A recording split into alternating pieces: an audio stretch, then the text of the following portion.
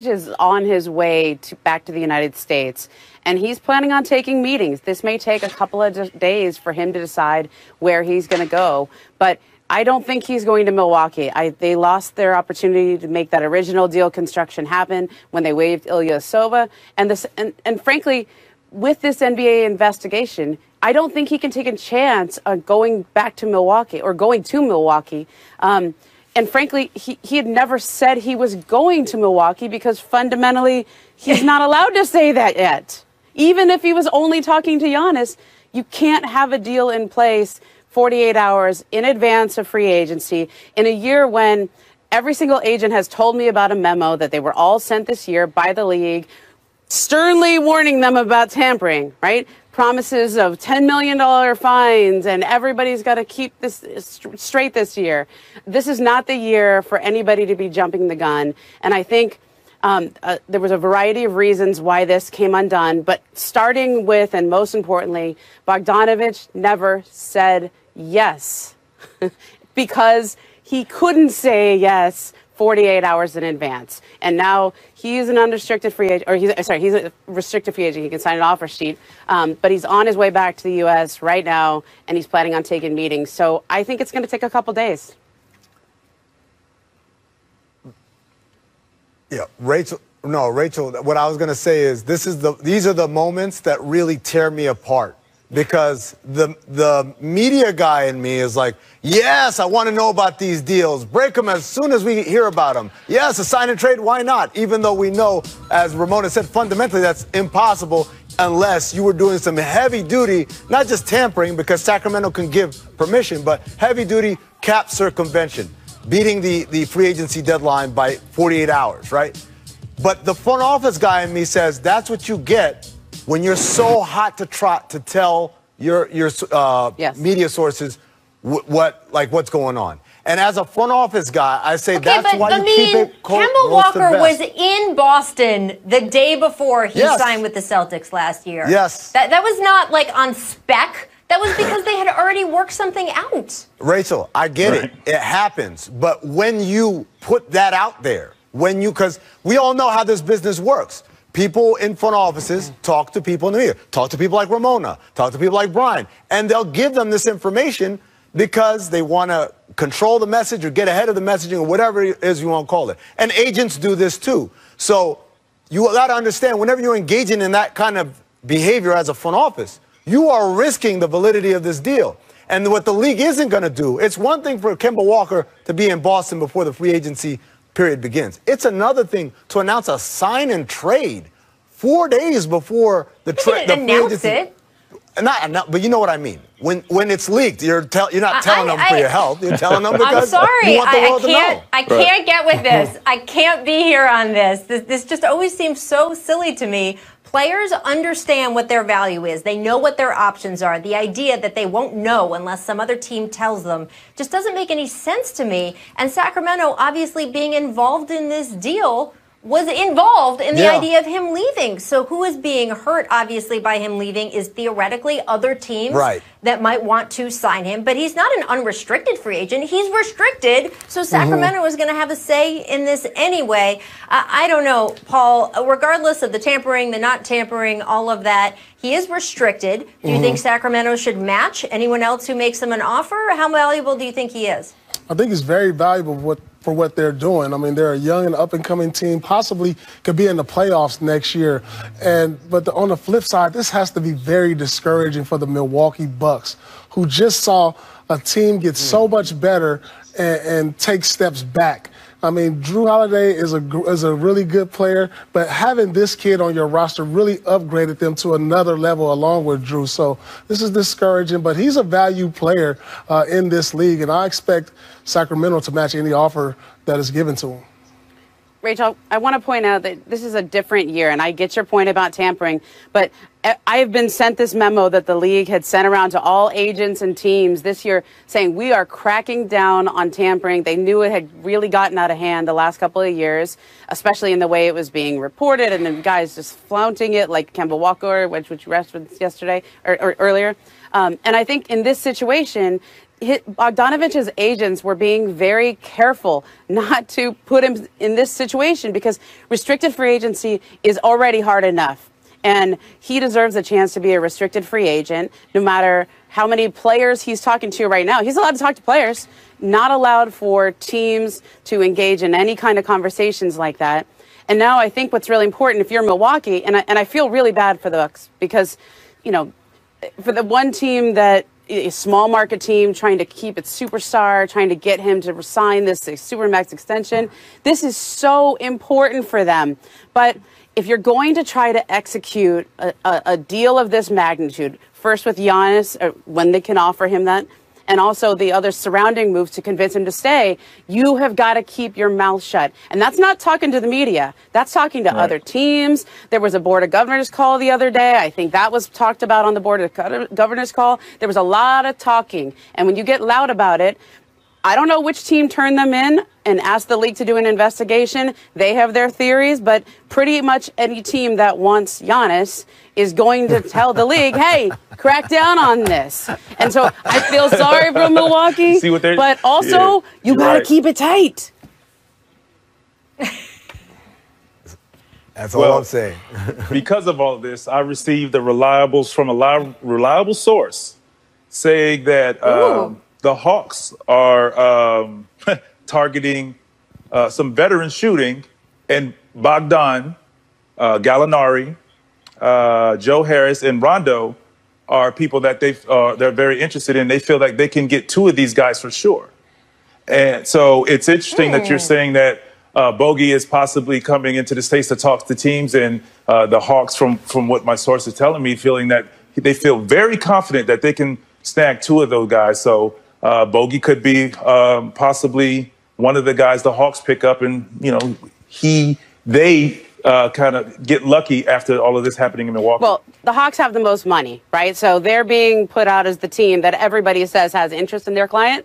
Okay, that they use as leverage.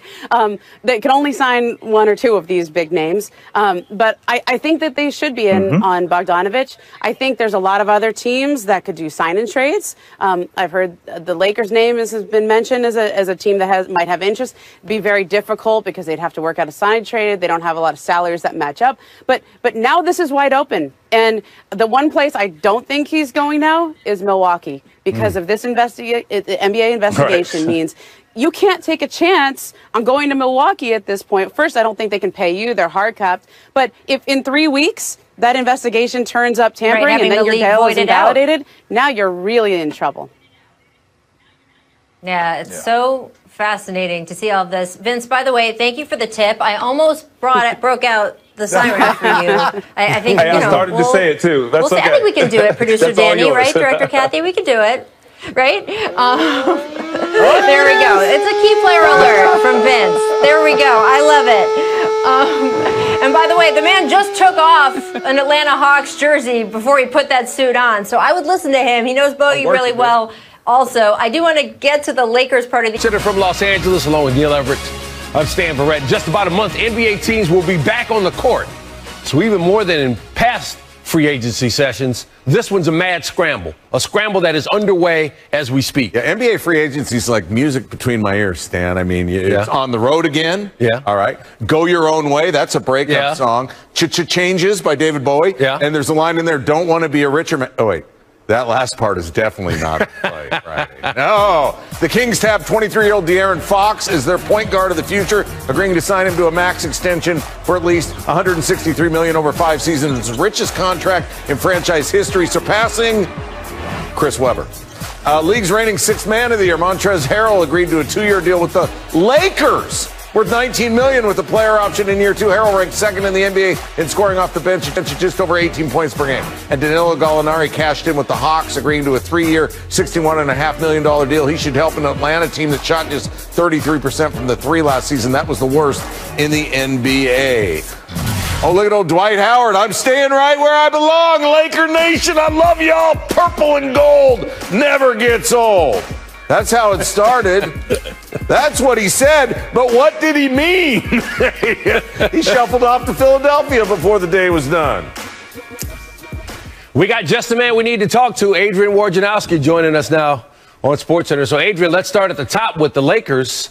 Even as they won a championship last year, there were lots of questions about the depth and what they do outside of LeBron James and Anthony Davis. They got some answers. They added Dennis Schroeder and now Wesley Matthews and Montrezl Harrell. What's going on with L.A.?